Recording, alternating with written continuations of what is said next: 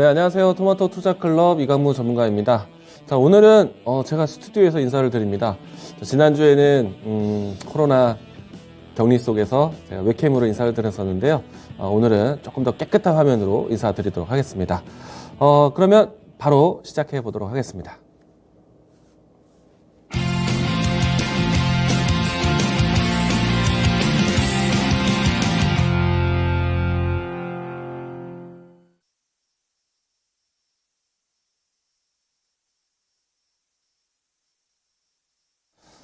한동안 이제 우크라이나 사태 때문에 많은 분들이 걱정이 있었을 겁니다.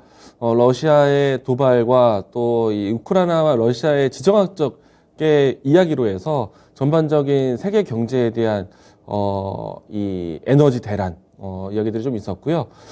이 때문에 인플레이션에 대한 우려로 인해서 파월 의장이 조금은 시장 경계에 대해서 조금 안심할 수 있는, 그러니까 좀 뭔가 부담을 좀 낮출 수 있는 중요한 발언을 해 놓았습니다. 이 때문에 어제 미 증시가 올랐고 또 이 때문에 우리 증시가 연속적으로 반등에 성공을 했습니다. 전쟁과 같은 자극적인 이슈가 있는데도 불구하고 이틀 연속 반등했다라는 것은 상당히 의미가 있지 않을까 생각이 되고 있고요. 그리고 거래일 수만 따진다라면은 3거래일 연속 양봉을 만들어주고 있습니다. 이 부분도 본다라면은 그동안에 우크라이나 사태가 있는데도 불구하고 시장이 조금씩 적응해 가고 있는 것이 아닌가. 그리고 차트적으로 봤을 때 지표의 포인트 2700선에 대한 지지 테스트를 계속해서 경험하고 있다라고 보시면 좋을 것 같습니다. 이렇다 보니까 이제는 증시에 대한 안정 그리고 종목에 대한 장세로 전환이 되고 있는데, 오늘 코스피의 지수 상승도 좋았지만은 코스닥의 중소형주 움직임들이 상당히 또 좋았습니다. 이 부분들 본다라면은 종목의 발굴에 또 신중 이제 집중해서 볼 수 있는 때이다 보니까 종목 찾기가 또 바쁜 그런 시기이기도 합니다. 하지만 대부분의 투자자분들이 동일하게 시장을 좀 즐길 수는 없을 것 같습니다.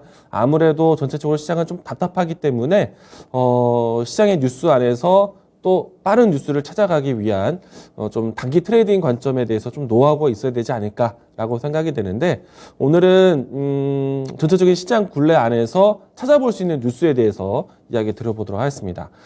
지금 이제 전반적으로 여전히 우크라이나 사태에 대한 이야기들은 계속해서 반복적으로 나오고 있습니다.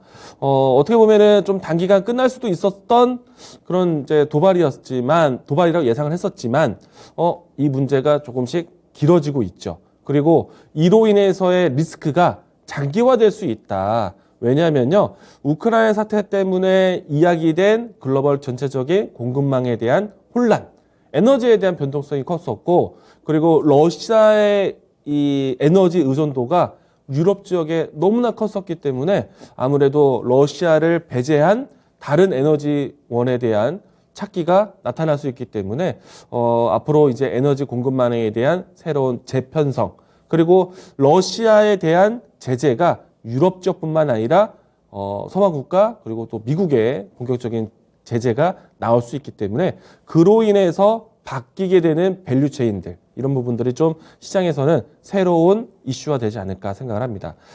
실질적으로 지정학적 리스크 때문에 국제 유가가 상당히 크게 급등을 했었고요.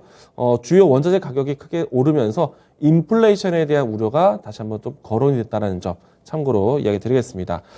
이 때문에 직접적인 유가 관련된 종목들 움직임이 있었고요. 그리고 원자재 관련된 종목들 하나하나 식료품이라든지 곡물, 사료, 기타 등등에서 비철금속, 이 원자재 가격에 관련된 종목들이 움직임이 나오기도 했습니다. 오늘 지수가 그래도 반등을 했지만 전체적으로 시장의 체감은 여전히 불안한 기조가 있습니다. 그런데도 불구하고 최근에 많이 보이는 종목들이 있다는 거죠. 그런 종목들을 단기간에 끝날 것이 아니라 장기적인 관점도 준비를 해야 된다는 측면이 있다라면은 지금 지수가 완벽하게 모든 것이 봉합되고 움직이기 전까지는 계속해서 이런 우크라이나 사태에 대한 지정학적 리스크에 반사적으로 이익될 수 있는 종목들을 살펴야 된다, 이야기를 드리도록 하겠습니다. 자, 그러면은 하나씩 또 살펴보도록 하겠는데, 가장 직접적이었던 가장 큰 뉴스였던 에너지, 이 천연가스에 대한 이야기들 건네보도록 하겠습니다. 전 세계의 천연가스 17%가 러시아에서 생산이 된다고 합니다. 그렇게 되다 보니까 가장 러시아를 가까이 두고 있는 인접한 국가들, 유럽의 대부분의 국가가 될 것 같은데요. 러시아의 의존도가 상당히 높았습니다. 에너지 의존도가 높았기 때문에 유럽에서는 더 이상 앞으로 우크라이나 사태를 떠나서 앞으로 러시아에서 발생할 수 있는 리스크를 반복적으로 또 경험하면 안 되겠죠. 다시 한번 그런 이제 리스크가 발생되지 않도록 대체 공급에 대한 부분들 혹은 대신할 수 있는 에너지원을 찾아야 될 것 같습니다. 일단 그렇게 된다면은 러시아를 대체를 한다? 그러면 전체적으로 글로벌에서 천연가스를 생산하는 국가들 다시 한번 좀 반사적인 이익이 될 수 있겠죠. 러시아와 비등한 국가가 미국과 중동 그리고 노르웨이 국가가 좀 되지 않을까라고 생각을 할 수 있을 것 같습니다. 다음 자료도 하나 보도록 하겠습니다. 천연가스의 전체적인 거래 비중인데요. PNG 그리고 LNG 이렇게 좀 두 가지로 나뉘어서 천연가스를 공급하게 되는데 LNG는 액화가스인 거죠. 대부분 이 해운으로 해상으로 해서 운반이 되게 되고요. PNG 가스 같은 경우에는 가스 파이프로 통해서 공급을 받게 됩니다. 이게 왜 중요하냐면요. 전체적으로 이 PNG, LNG에 대한 비중이 어디가 절대적이다라고 하지 않는다는 겁니다. 그러면은 원활한 천연가스 공급에 대한 조달이 PNG, LNG 선택적으로 나뉠 수 있다는 것인데 다음 자료 보겠습니다. 연간 러시아에서 천연가스를 수출입하는 퍼센테이지를 보시게 되면은 대부분 PNG의 이 거래가 이루어지게 되어 있습니다. 러시아의 국가에서 천연가스를 17% 생산을 하는데 대부분의 거래가 PNG 가스. 그러니까 가스 파이프로 해서 이동이 된다는 거죠. 공급이 되고 또 공급을 받고. LNG에 대한 비중이 상당히 낮습니다. 그런데 유럽 지역에서 천연가스 수출입에 대한 추이가 절대적으로도 또 러시아의 의존도가 높다 보니까 LNG보다는 PNG, 가스 파이프로 해서 공급받는 것이 대부분이다 보니까 그래서 제가 지난 시간에 그러면 유럽에서는 다시 한번 러시아의 리스크를 반복적으로 일어나지 않기 위해서는 러시아와 같은 대체 자원 국가를 준비를 해야 된다. 그러면은 PNG에 대한 의존도보다는 어쩌면은 LNG에 대한 수요를 늘릴 수도 있는 것이고 PNG에 대한 공급을 러시아가 아닌 다른 국가에서도 받을 수 있는 것이고 그런 아이디어 측면에서 LNG에 대한 수요가 발생할 수 있다.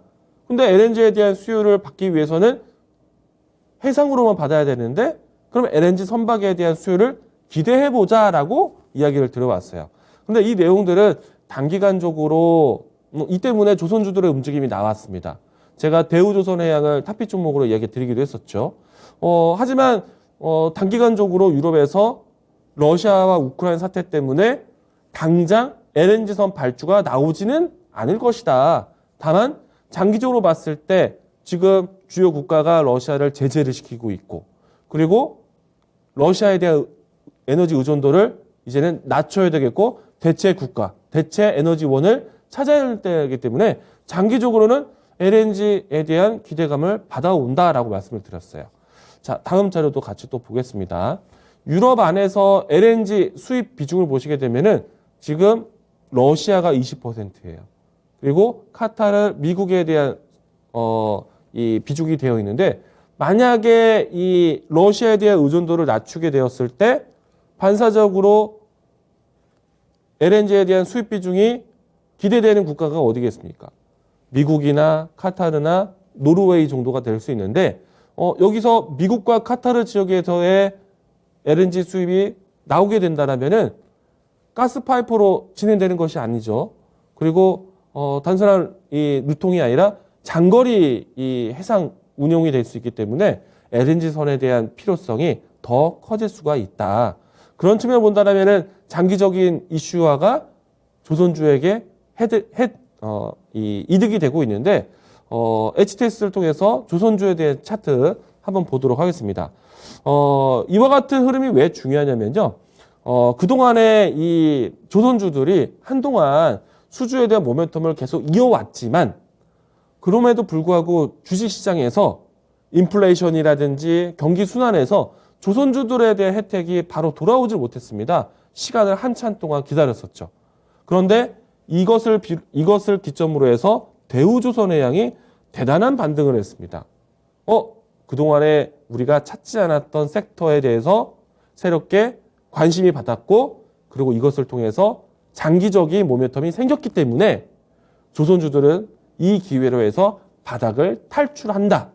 그러면 주가 전체적인 추세가 기간적으로 본다면 거의 1년에 가까운 시간 동안에 하락을 했기 때문에 바닥을 잡았다, 바닥을 탈출했다, 그러면 이 섹터를 이제는 눈여겨봐야겠죠. 특히나 지금은 러시아라는 국가에 대한 대항을 미국이 가장 크게 받아올 것으로 예상하고 있기 때문에 미국이 가장 팔고 싶은 에너지원, 뭐 오일이 될 수도 있겠지만은 천연가스에 대한 새로운 루트 기대해 본다면 미국 안에서의 LNG 수요, 그리고 유럽에서의 LNG 수요, 에너지 선 수요, 그런다면은 조선주들의 움직임들 장기적으로 뭔가 바닥 탈출에 큰 도움이 될 것이다. 그렇다면 바닥을 찾았다라면은 조선주들은 이제부터 좀 보셔야겠죠. 자, 이와 같은 관점으로 해서 지금 러시아 우크라이나 사태 속에 전체적으로 시장이 다운됐을 때 새롭게 눈여겨볼 수 있는 섹터, 하나의 테마라기보다는 단기적인 이슈보다는 섹터의 기사회생, 이런 부분을 본다면은 종목들 찾기가 좀 더 다양해질 수 있다는 겁니다. 이런 측면으로 해서 종목들을 좀 바라볼 거고요. 다시 한번 자료를 통해서 이야기 들어보도록 하겠습니다. 자, 정리해서 본다면은 러시아에 대해서 에너지 수출 제재가 당연히 나올 수가 있겠죠. 지금은 사회적으로 혹은 경제적으로, 그리고 스포츠 쪽에서도 러시아를 제재할 가능성이 커지고 있습니다. 그러면은 당연히 패권 경쟁 속에서 미국의 가장 이득이 될 수 있는 에너지에 대한 제재는 당연히 나올 수밖에 없습니다. 지금 유럽에서 가장 리스크 반복적으로 막아야 되는 것이 가스였고, 두 번째는 이제는 원유입니다. 지금 오펙 국가의 회의가 이루어지고 있는데, 비오펙 국가에서 가장 원유 생산에서 큰 기업은, 큰 국가는 러시아이죠. 이 부분들 본다면은 원유 안에서도 우리가 이제 새로운 대체, 이제 러시아의 리스크를 막아야 되는 겁니다. 그러면은 원유 안에서의 이 리스크 해법을 어떻게 찾아가느냐? 제가 뒷부분에 설명드리도록 하겠습니다. 자, 러시아에 대한 이 제재, 그리고 패권 경쟁을 봤을 때 러시아와 우크라이나의 지정학적 리스크의 원자재, 구리부터 알루미늄, 팔라듐, 밀, 옥수수, 뭐 니켈부터 해서 다양한 원자재들이 있습니다. 그 관련된 종목들을 지금 보신다라면은 러시아와 우크라이나 전쟁에 대한 리스크를 우회해서 반사적 이익 될 수 있는 종목들을 찾아 나설 수 있다는 겁니다. 지금 러시아 우크라이나 사태 전쟁 때문에 지수는 큰 움직임이 안 나와요. 그런 상태에서 지금 움직이는 종목들 찾기가 움직이는 종목들이 상당히 많이 늘어나고 있는데, 어제와 오늘 같은 경우에는 신재생 에너지 관련된 종목들이 움직임이 나왔습니다. 제가 드리고 싶은 원유에 대한 대체 에너지원, 신재생 에너지, 어제 제가 방송을 통해서도 이야기 드렸었는데 그 내용들 오늘 또 정리를 해보도록 하겠습니다. 자, 일단은 조선주에 대한 얘기 조금 더 한다라면은 LNG 선박에 대한 수요가 나올 수 있다. 장기적으로. 그러면은 LNG 선박을 누가 제일 잘 만드느냐? 우리나라 기업들이 상위에 있다는 거죠. 그래서 앞에서 이야기 드린 것처럼 차트적으로 대우조선해양, 삼성중공업, 한국조선해양들이 이와 같은 주가 흐름에 상당히 도움이 되고 있습니다.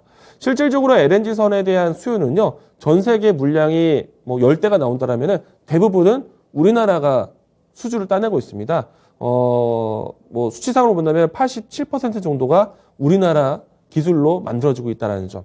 그러면은 LNG 선박에 대한 발주 장기 가능성은 상당히 조선주들의 움직임에 상당히 도움이 될 것이다. 더군다나 지금 발주될 것이 아니라 발주된 물량들을 봤을 때 대우조선해양, 삼성중공업, 한국조선해양 이 3사가 벌써 2년치를 쌓아놓은 상태입니다. 여기에서 중동에서의 물량이 생긴다? 특히나 카타르 지역에 대한 물량이 나온다라면은 대규모 LNG선 수요가 나올 수가 있습니다. 그러면은 2년치의 물량이 아니라 3년치, 4년치의 발주 물량이 쌓일 수 있기 때문에 조선주를 장기적으로 볼 수 있는 계기가 될 수 있다는 거 참고로 보시면 좋을 것 같습니다. 이 내용으로 해서 제가 지난주에 설명을 드린 바가 있습니다. 자, LNG 선박에 대한 우리나라 기술이 우위에 있다는 것, 그리고 전체적인 수주가 우리나라가 집중되어 있다는 것, 그리고 단기적인 이슈가 아닌 장기적으로 수요 견인의 모멘텀이 되고 있다는 것. 자, 그리고 또 한 가지가 노르트 스트림 2 독일에서 실질적으로 가스관을 잠궜습니다. 그렇기 때문에 전체적으로 유럽의 의존도를 이제는 대체 국가를 찾아야 됩니다. 자, 일단은 유럽의 에너지원이 별로였을 때 러시아의 의존도 조금 전까지 천연가스 이야기 드렸는데 석탄이나 원유에서도 상당히 커 있습니다. 그러면은 석탄과 원유에 대한 의존도를 낮춘다. 러시아에 대한 원유가 해외 수출이 되기 어렵다. 그러면은 원유 공급에 대한 리스크가 생기겠죠. 이 때문에 최근에 이 국제 유가에 대한 가격이 상당히 급증을 했습니다. 공급에 대한 차질이 생길 수 있기 때문에. 그래서 이번에 나오는 오펙 회의가 상당히 중요할 것으로 보고 있는데 아마도 러시아에 대한 제재에 대한 보완할 수 있는 회의 결과가 나오지 않을까 생각을 합니다. 단기간적으로 지금 크게 급등했었던 유가는 진정이 될 수는 있을 거라고 봅니다. 하지만 단기적인 진정인 것이지 장기적으로 했을 때 인플레이션에 대한 이야기와 경기 회복속에 대한 속도 이런 부분들 때문에 원유는 여전히 고공행진을 하고 있다는 것. 그러면은 원유에 대한 부분들을 우리가 부담을 느낄 때 항상 어떤 에너지원이 주목을 받아왔느냐. 국제 유가에 대한 가격 부담, 항상 신재생 에너지의 대체 에너지에 대한 이야기들이 바로 시소 게임 하듯이 나오게 되어 있습니다. 이 때문에 최근에 신재생 에너지 관련된 종목들이 움직임이 나오기 시작을 했어요. 관점 자체가 단기적인 관점이 아니라 장기적인 관점으로. 그리고 실질적으로 유럽 안에서 이 재생 에너지에 대한 활성화에 대해서 이야기가 나오고 있습니다. 자, 일단 유럽에서 이 신재생 에너지에 대한 정책이 나오고 있는데 우선 친환경 에너지, 신재생 에너지에 대한 전망에 대한 추이를 좀 보도록 하겠는데요. 지금 2025년도 그리고 앞으로 2050년도 때까지 풍력부터 해서 태양광 그리고 전기 에너지, 뭐 원자력 에너지, 탄소 포집, 이와 같은 이야기로 해서 친환경 에너지에 대한 이 캐파 능력을 계속해서 확장하겠다라는 계획이 이미 준비가 되어 있는 상태입니다. 그렇게 준비가 되어 있는 상태에서 러시아 에너지 의존도를 낮추면서 유가 급등에 대한 대응, 새로운 대체 에너지원을 찾는다라면은 신재생 에너지에 대한 전환이 속도를 낼 수 있다. 이게 장기적인 신재생 에너지에 대한 관심으로 이어졌습니다. 어떻게 보면은 앞에서 설명드렸었던 조선주들, LNG선 발주에 대한 기대감이 신재생 에너지와 동일하게 나오는 거겠죠. 자, 신재생 에너지 관련된 종목들의 주가는 어땠는가? 대표적으로 했을 때 풍력부터 좀 보도록 하죠. CS 윈드 주가 차트 보도록 하겠는데요. 자, CS 윈드 이 주가는 사실은 이 인프라 투자에 대한 이야기들이 나오기 시작하면서요. 지난해 연초까지 해서 꾸준한 상승세를 보였습니다. 그런데 지난해 연초 이후부터는 지금 현재까지 상당히 좀 지지부진한 주가 흐름을 좀 보여왔죠.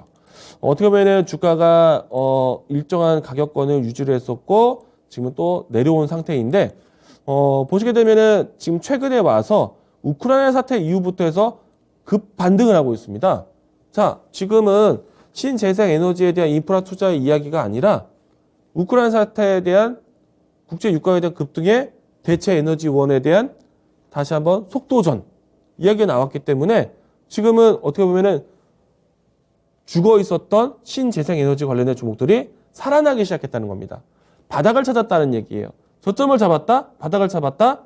우리 친환경 에너지에 대한 캐파를 앞으로 대규모로 늘릴 것이라는 것이 계획하에서 2020년도에 크게 움직임이 나왔고 특히나 바이든 대통령의 근인 정책에 때문에 크게 움직임이 나왔어요. 여전히 바이든 대통령의 임기 중에 있습니다. 그리고 올해는요.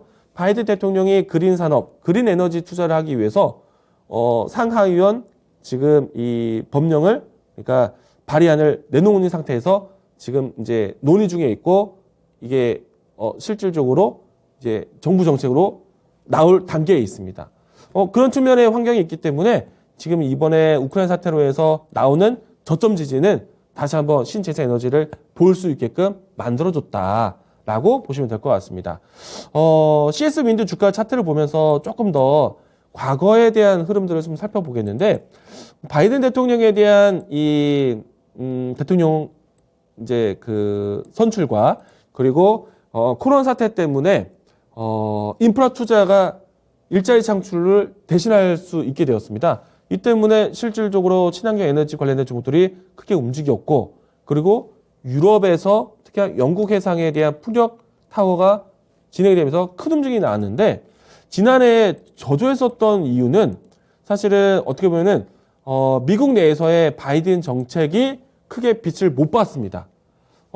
실질적으로 그린 에너지 그리고 이 인프라 투자에 대한 법령이 지연이 되면서 상반기를 가격 지지를 해주었지만은 큰 움직임이 나오지 못했고, 실질적으로 하반기까지 지연이 되면서 주가가 빠졌기 때문에 이번을 계기로 해서 주가의 저점을 잡고, 그리고 진행되고 있는 바이든 법률안에 대한 부분들이 통과를 준비하고 있습니다. 그렇기 때문에 주가를 지금은 친환경 에너지 관련된 종목들 보기가 상당히 타이밍이 왔다라는 거죠.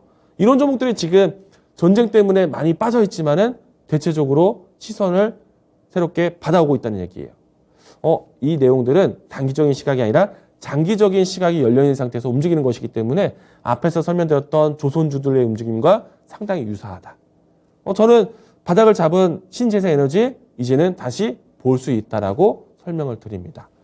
자, 신재생 에너지 관련된 종목에서는요, 뭐 CS 미드, CS 베어링, 뭐 기타 등등, 뭐 한나솔루션 대부분의 종목들이 많이 소외를 받아냈습니다. 이제서야 새롭게 주목을 받는 것이기 때문에 이때를 또 타이밍을 잡아서 움직일 수 있다라는 거 이야기 드리도록 하겠습니다. 다시 PPT 화면 좀 보도록 하겠는데요. 자, 에너지 안보가 에너지 전환을 만들고 있다. 이미 캐파를 늘리기 위한 계획이 있는 상태에서 전환을 속도를 낸다는 거죠. 그러면은 재생에너지 관련된 종목들 다시 보셔야 된다는 얘기입니다. 자, 유럽 내에서 러시아의 에너지 의존도를 낮추기 위한 노력이 신재생에너지 활성화, 속도를 내기 위한 정책으로 나타나고 있다. 이미 이제 주요 국가에서는 재생에너지에 대한 투자를 속도를 내겠다라고 선포를 했습니다. 자, 그리고 단순하게 국제 유가가 크게 급등하면요, 유가의 의존도를 낮추기 위해서 대체 에너지, 신재생 에너지에 대한 관심이 생기는 것이 당연한 겁니다. 자, 그리고 대표적인 국가 독일에서 가장 먼저 계획 발표가 나왔는데요. 앞에서 제가 보여드렸던 도표처럼 재생에너지에 대한 계획이 2050년도 때까지 크게 진행되어 있는데, 이것을 좀 더 빠르게 앞당기겠다. 35년도 때까지 앞당기겠다라고 얘기를 했습니다. 실질적으로 독일은 이 내용들을 단순하게 앞당기겠다라고 끝나는 것이 아니라 이미 가스관을 멈췄습니다. 노르트 스트림에 대한 사업을 중단을 시켰어요.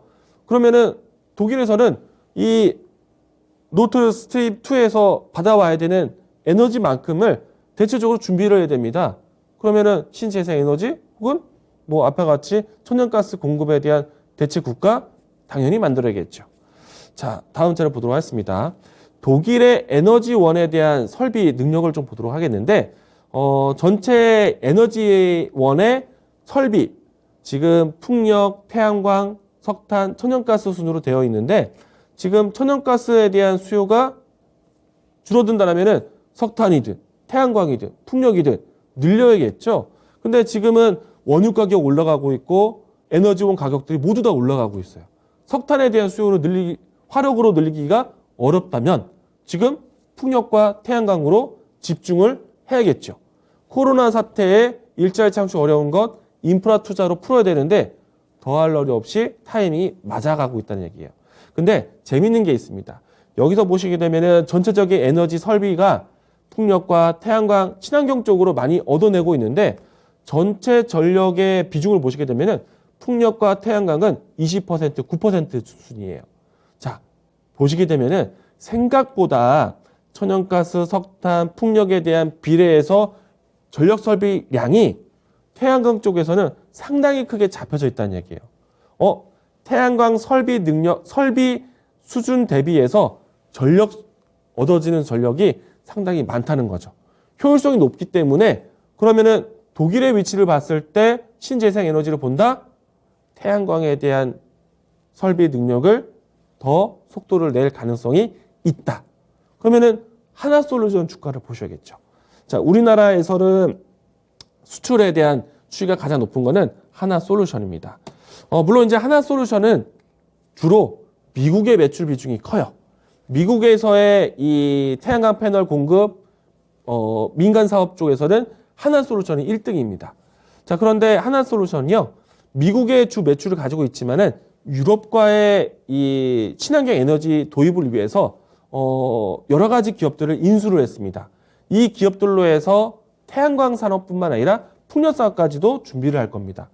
자, 그런 측면을 본다면 하나솔루션에 대한 주가 흐름이 이제는 하락 추이가 바닥을 잡을 때가 왔다. 자, 지금 추이가 1년여 가까이 하락을 했습니다.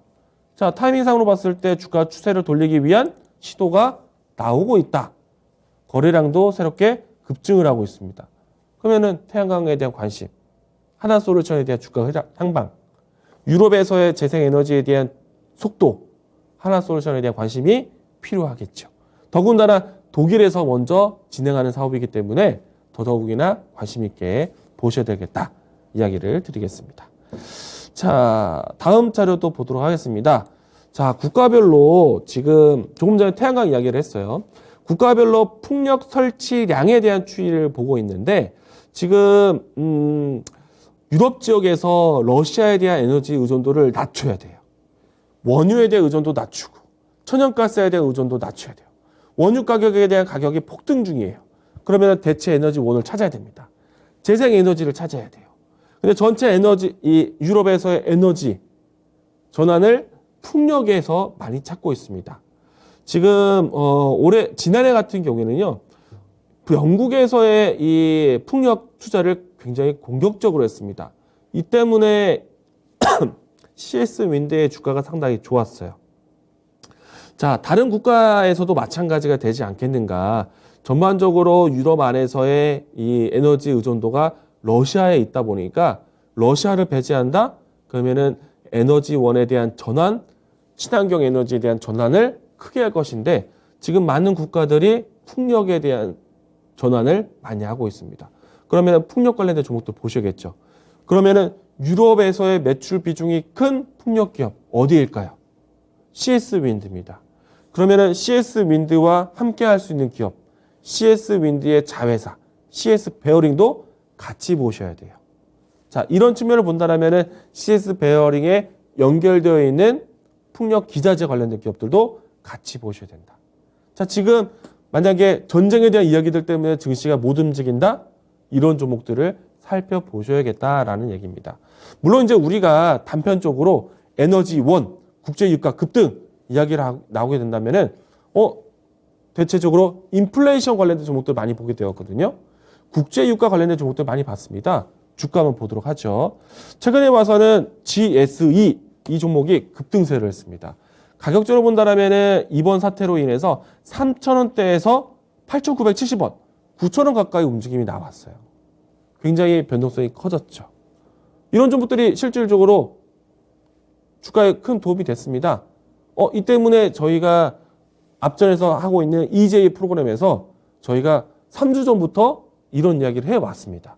근데 주가가 지금도 이야기를 하기가 사실은 3배 이상, 3배 가까이 올라왔기 때문에 지금 올라올 수 있죠. 그러면 시장에 대한 시선을 바꿔가는 겁니다. 대성에너지도 상당히 강했죠. 인플레이션에, 유가에 관련된 인플레이션이 있다 보면은 우리가 인플레이션에서 가장 또 중요한 원재료가 곡물 가격, 그리고 사료 가격. 이 때문에 미래생명 자원이 크게 급등을 했습니다. 가격적으로 본다면은 시작점이 3,500원, 3,600원 선인데 최근에 1,450원까지 움직였어요. 인플레이션 관련된 종목들의 움직임이 컸습니다. 인플레이션 관련된 종목들에 대한 다음 순번을 또 찾아내셔야 돼요. 자, 제가 EJ 프로그램에서 이구산업, 비철금속에서 보자라고 했는데 출발을 하고 있죠. 이런 종목들을 보셔야 돼요. 자, 이구 산업은 구리입니다. 우크라이나와 러시아에서 발생되는 원자재, 구리 가장 큰 수요가 있는데 알루미늄도 보셔야 돼요. 조일 알루미늄. 자, 아직 출발 전입니다. 전 세계 알루미늄의 공급의 상당수가 러시아산입니다. 그렇게 되면은 러시아에 대한 알루미늄에 대한 인플레이션, 알루미늄 관련된 종목들을 살펴보셔야겠죠. 우리나라 비철금속 같은 경우에는요, 가공회사들이 많습니다. 원자재를 사들여서 가공해서 제품 판매하게 되는데, 이런 기업들은 원자재 가격이 올라간다? 그러면은 원자재 가격에 대한 부담이 나올 수 있겠지만은 대부분은, 근데 가공회사 같은 경우에는 원자재가 오르면은 제품 가격도 올라갑니다. 그렇기 때문에 가공회사, 비철금속 관련된 종목들 살펴보자라고 이야기 드리겠습니다. 자, 그런데 재미난 것도 또 보도록 하죠. 우리가 이제 인플레이션에 대한 이야기들을 건네드리고 있는데, 러시아라는 국가를 봤을 때, 러시아와의 교역에 대해서 리스크를 생길 수가 있겠죠. 제가 오리온 주가를 좀 보도록 하겠는데, 자, 오리온에서 우리가 이 초코파이 수요, 러시아 북쪽에서 수요가 높다는 거 이미 알고 계실 겁니다. 이 때문에 오리온이 10년간 장기 성장을 했습니다. 그리고 최근 2020년도 전후로 해서 러시아의 매출액 규모가 상당히 급증을 했습니다. 과자 상품이 다양해지면서 러시아에서의 매출이 식료품으로 상당히 급증을 했습니다. 자, 이렇게 보면은 러시아의 교역, 러시아의 제재가 전 세계적으로 일어나게 된다면은 우리나라도 동참하게 된다면은 오리온에 대한 주가는 상당히 부진할 수밖에 없겠죠. 자, 주가를 한번 보도록 하겠습니다. 오리온 주가 보겠습니다. 자, 오리온 주가를 보시게 되면은 상대적으로 하락을 했습니다. 최근에 와서 이 곡물 가격의 인상, 인플레이션에 대한 리스크로 해서 음식료 가격들에 대한 제품 인상 이야기들이 있다 보니까 농심, 롯데칠성, 하이트진로, 기타 등등 뭐 식자재 유통까지 해서 음식료 관련된 종목들이 대부분 오르고 있는데 오리온은 떨어졌어요. 그런데 오리온에 대한 주가가 하락은 했지만 러시아에 대한 사태, 전쟁에 대한 리스크라고 보기에는 큰 급락은 아니었다라고 보여집니다. 자, 뭐 그 이유는 제가 이 도표에 전체적인 매출 추이를 보시게 되면은 왼쪽에 있는 매출 추이는 러시아 쪽에서의 매출이 급증할 것이다. 근데 이게 좀 막히겠죠. 근데 오른쪽 보시면은 러시아 비중이 5%밖에 되지는 않습니다. 그런데 주식시장에서는요, 비중이 작기 때문에 타격은 적을 것이다 라고 해석하지는 않습니다. 왜냐하면은 전쟁이라는 조금 자극적인 이슈에서 뉴스가 나오는 것이기 때문에 러시아에서의 교역 단절? 그러면은 시장에서는 큰 충격으로 뉴스를 받아오게 됩니다. 사실 러시아 때문에 올라간 종목들은 굉장히 많이 올라갔잖아요. 그럼 러시아 때문에 떨어진 종목들은 급락을 해야겠죠. 근데 그런 수준은 아니에요. 이렇게 본다면 어떻게 봐야 되느냐? 지금 러시아에 대한 리스크는 제한적. 그보다 인플레이션에 주목을 하고 있다는 겁니다. 그러면은 인플레이션에 대한 주목도가 높다? 자료로 좀 보도록 하겠습니다. 자, PPT 화면 보도록 하겠는데, 자, 지금 보시게 되면은 원자재 가격이 대부분 최근에 급격하게 올라가고 있어요. 여기서 보시게 되면은 에너지, 국제 유가 급등이 상당히 빠르죠. 그리고 비철금속, 귀금속, 그리고 농축산물 인플레이션이 상당히 큽니다. 이 때문에 뭐 미래생명자원부터 해서 뭐 식료품 가격에 대한 가격 인상, 그리고 금리 인상에 대한 이유도 인플레이션 때문에 나오고 있죠. 자, 이 내용이 오리온에 대한 주가를 오히려 제한적으로 바꿔놓고 있다. 자, 그러면은 우리는 러시아에 대한 리스크보다 인플레이션에 대한 키워드를 더 보자라고 할 수가 있겠어요. 자, 인플레이션에 대한 상승이 나오면요, 필수 소비재 관련된 종목들이 좋습니다. 우리가 인플레이션이라는 거는 물가 상승이라는 거예요. 그러면 가격이 올라가는 거지 않습니까? 그러면은 어느 정도 선에서는 이 가격에 따라서 소비 지출이 어쩔 수 없이 늘겠지만은 어느 정도 올라가게 되면은 소비를 줄어들게 돼요. 그런데 그럼에도 불구하고 필수 소비재라는 것이 있죠. 에너지를 써야 되고 먹는 것에서 써야 됩니다. 그러면 식량에 관련된 종목들은 계속해서 움직임이 나올 수밖에 없어요. 자, 그런 측면에서 필수 소비재 관련된 종목들이 앞에서 에너지 관련된 종목들 급등, 식료품 관련된 종목들 급등이 함께 나왔습니다. 자, 그런 측면을 본다면은 이제는 다음 인플레이션에서 자극을 받을 수 있는 피철금속 혹은 다른 에너지원에 대해서 봐야 된다. 이런 측면을 본다면은 시장에서는 좀 해법이 되지 않을까. 자, 근데 한편으로는 오리온 주가 얘기하다 보니까 우리나라 러시아에 교육하고 있는 산업군들에서 리스크가 발생할 수도 있지 않을까라고 생각을 하고 있는데 일단은 그냥 표로 먼저 보도록 하겠습니다. 러시아 주요 수출품 품목 중에서 가장 시장에서 예의주시하고 있는 것이 자동차 산업군이에요. 자, 현대차, 기아차에 대한 수요, 현대차, 기아차의 공급 리스크가 될 수 있겠죠. 자, 그런데 조금 전에 오리온에 대한 평가를 했어요. 경기 수요에 대한 부분들, 인플레이션에 대한 키워드를 타고 있다라면은 러시아에 대한 리스크는 제한적일 수 있다. 자, 그러면은 제한적이겠지만은 조정이 나온다? 큰 폭의 조정은 안 나올 거예요. 자, 자동차 종목들 오히려 이때가 저가 매수의 기회가 될 수도 있습니다.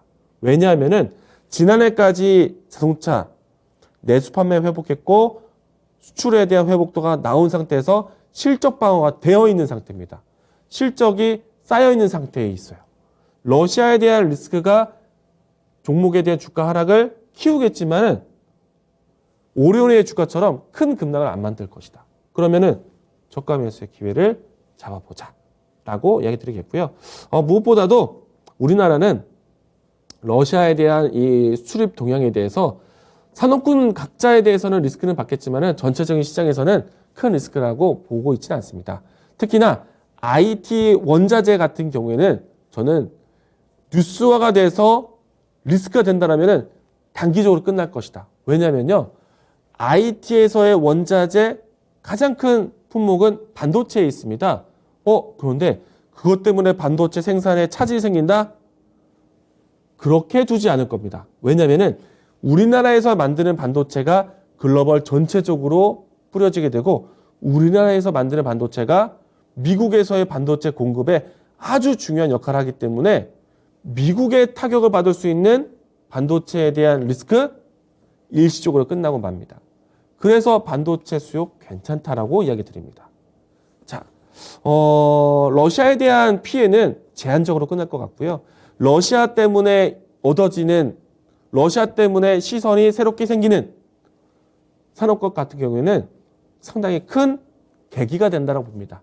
그래서 신재생에너지, 조선주, 그리고 비철금속 관련된 종목들은 챙겨보자라고 이야기 드리겠습니다.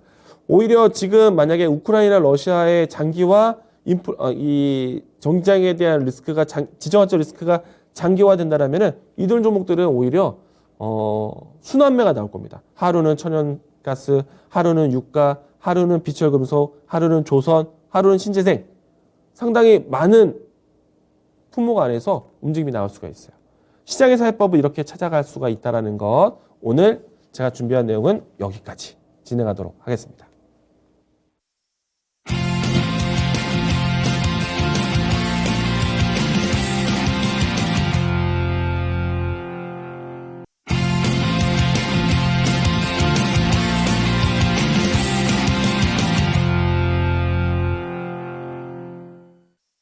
네, 다음은 추천주 시간인데요. 오늘 제가 준비한 종목은 덕산 테코피아입니다. 이 종목은 제가 앞전에도 한번 소개한 바가 있습니다. 연초에 소개를 드렸던 것 같고요. 그때 당시에는 대략 한 20% 정도 수익을 좀 봤던 종목인데요. 최근에 전쟁에 대한 이슈가 좀 다시 시장에 좀 나오면서 주가가 좀 다시 내려왔습니다. 그런데 현재 있는 위치의 주가가 저점을 또 지지해주고 있기 때문에 중요한 타이밍으로 또 이 종목을 가지고 왔습니다. 자, 덕산 테코피아에 대한 설명 드린다면요. OLED 반도체 2차 전지 소재 개발하는 회사인데요. 주로 덕산이라는 그룹은 이 디스플레이 소재를 공급을 하면서 덕산 네오룩스, 덕산 테코피아가 함께 움직이는 경향이 있습니다. 덕산 네오룩스가 이 OLED 발광층을 이 소재를 만든다라면은 그 소재에 대한 원료 공급을 덕산 테코피아가 한다라고 보시면 좋을 것 같고요. 이 때문에 앞으로 OLED 전환에 대한 수요가 될 종목이다라고 이야기 드렸고요. 삼성의 투자에 따라서 OLED 투자 얘기 나올 겁니다. 자, 그런데 제가 이 종목을 연초에 소개드렸을 때 그때 당시에 포인트는 이거였습니다. 2차전지 소재 쪽에 대한 사업 비중이 굉장히 작았는데 덕산 테코피아가 새로운 신사업에 대한 투자를 공격적으로 준비하는 곳이 2차전지 소재 쪽입니다.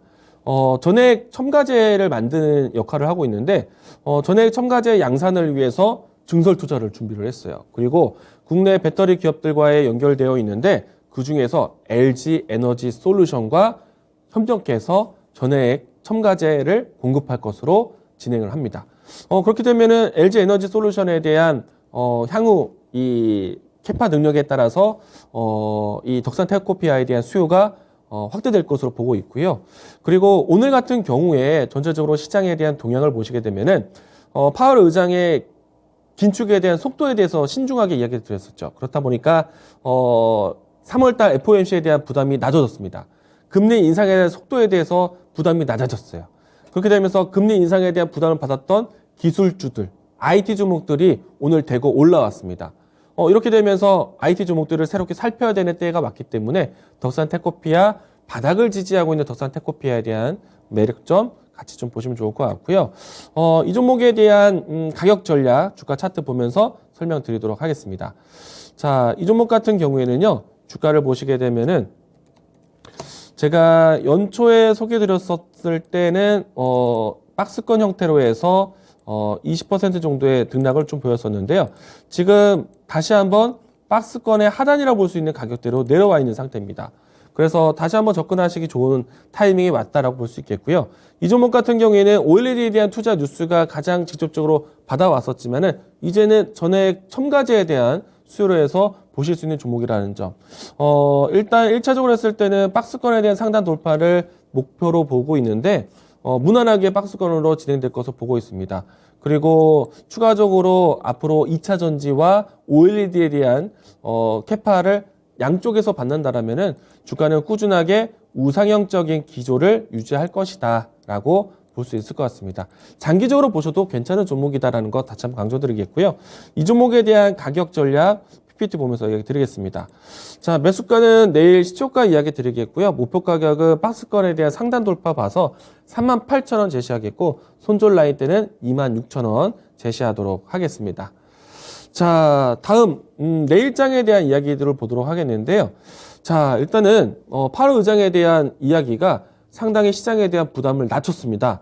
3월 달에 FOMC에서 금리 인상에 대한 속도를 얼마만큼 가져갈 것인가, 스케줄을 얼마만큼 빠르게 가져갈 것인가에 대한 걱정을 하고 있는데 3월에 금리 인상은 기정사실화를 했습니다. 하지만 25bp, 그러니까 0.25% 정도를 올릴 것으로 예상을 했고요. 이 때문에 급하게 출발되는 금리 인상 속도는 부담은 낮췄다. 이 때문에 3월 달에 있을 FOMC에 대한 부담이 지금부터 낮아지게 된 겁니다. 그러면은 전쟁에 대한 리스크만 해소된다라면은, 러시아와 우크라이나에 대한 사태가 봉합이 된다라면은 증시는 FOMC에 대한 기간을 떠나서 상당히 좀 안정적으로 진행되지 않을까라고 생각이 되고요. 지금 현재는 지정학적 리스크가 가장 큰 문제가 될 겁니다. 그러면 지정학적 리스크 때문에 발생되는 글로벌 전체적으로 인플레이션이라는 부담을 가지고 있는데 주식시장에서는 인플레이션 때문에 반사적으로 움직이는 종목들이 있죠. 인플레이션 때문에 물가 상승을 따라가고 있는 산업 종목들이 있습니다. 그런 종목들을 다시 한번 또 살펴보셔야 된다. 오늘 제가 유가, 에너지, 이제 천연가스 관련된 종목들, 식료품, 인플레이션 관련된 종목들 뿐만 아니라 신재생 에너지, 조선주, 이와 같은 섹터들의 움직임들도 같이 보자라고 이야기 드렸어요. 그리고 인플레이션 키워드로 했을 때는 비철금속 보자라고 이야기 드렸습니다. 자, 그리고 필수 소비재, 에너지 실량 관련된 종목들은 계속해서 변동이 나올 것으로, 그리고 조선 신재생에너지에 대한 반사적인 이익들 이렇게 보자라고 이야기 드리겠습니다. 전반적으로 시장이 저점 인식을 한다면요, 낙폭 과대되었던 IT 종목들도 살펴보셔야 됩니다. 그러면 반도체, 2차 전지, 그리고 차량용 전장화되는 전자 부품들, 이와 같은 종목들을 살펴보시면 시장에 도움이 될 것 같습니다. 자, 제가 오늘 준비한 내용은 여기까지이고요. 사실 시장이 하루하루를 반복하고 있습니다. 조정과 저점 확인과 조정과 저점 확인을 계속해서 반복할 것으로 보고 있습니다. 여기서 얻는 힌트는요, 시장이 크게 빠지지 않고 있다는 점입니다. 우크라이나의 전쟁에 대한 이슈가 조금은 내성을 갖고 익숙해지고 있는 때이기 때문에 여기서부터 종목을 잘 잡아가신다면 지수는 리스크를 해소하면서 반등하는 추이를 준비하게 될 겁니다. 지금 종목을 적극적으로 또 보셔야 될 때가 왔다는 얘기입니다. 조금 더 희망과 용기를 가지시고요. 적극적으로 시장 보시길 바라겠습니다. 자, 오늘 준비한 내용은 여기까지 진행하고 방송 마치도록 하겠습니다. 자, 시청해주신 시청자분들 감사합니다.